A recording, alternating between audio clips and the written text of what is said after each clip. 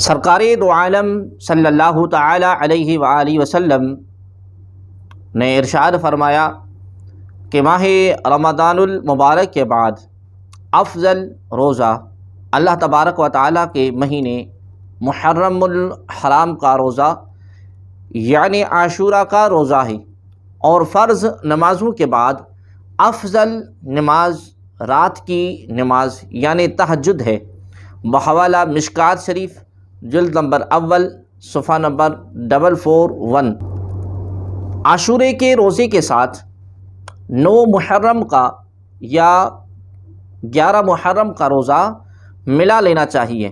البتہ اگر صرف یوم عاشورہ کا بھی روزہ رکھا تو اس میں بھی حرج نہیں ہے۔ حدیث شریف میں ہے، حضرت سیدنا علی رضی اللہ تعالی عنہ اس حدیث پاک کے راوی ہیں۔ آپ فرماتے ہیں کہ سرکار دو عالم صلی اللہ تعالی علیہ وآلہ وسلم کا ارشاد ہے، جو شخص عاشورہ کی رات کو عبادت کے ذریعے زندہ رکھے یعنی شب بیداری کرے تو جب تک چاہے گا اللہ تبارک و تعالیٰ اسے بھلائی پر زندہ رکھے گا، بحوالہ غنیۃ الطالبین۔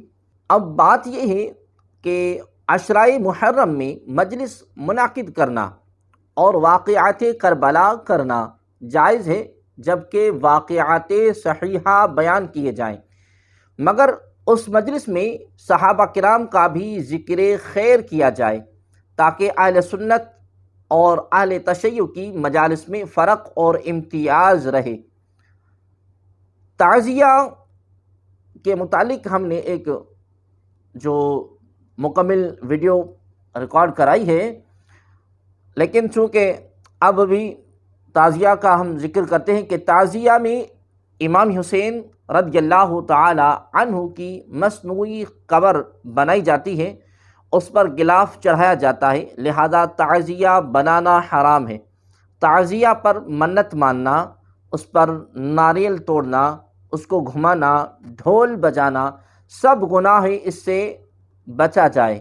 ناظرین محترم، مرثیوں میں غلط واقعات نظم کیے جاتے ہیں، اہل بیت اطہار کی بے حرمتی اور بے صبری جزا اور فضح کیا جاتا ہے، بعض میں تبرہ بھی ہوتا ہے۔ اسی طرح کے مرثیے پڑھنا ناجائز اور گناہ ہے۔ ماتم کرنا، اپنے ہاتھ سے منہ پر یا سینے پر تماچے مارنا، پیٹنا، کپڑے پھاڑنا، چیخنا اور چلانا، یہ سب ناجائز ہیں۔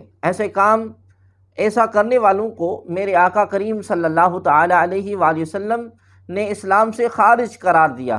ارشاد فرمایا کہ ایسا کام کرنے والے ہم میں سے نہیں ہیں۔ ایام محرم میں یعنی پہلی سے 12ویں تک 3 قسم کے رنگ کے کپڑے ہی پہنے جائیں، ایک کالا، دوسرا ہرا اور تیسرا لال، بحوالہ بہار شریعت جلد نمبر 2۔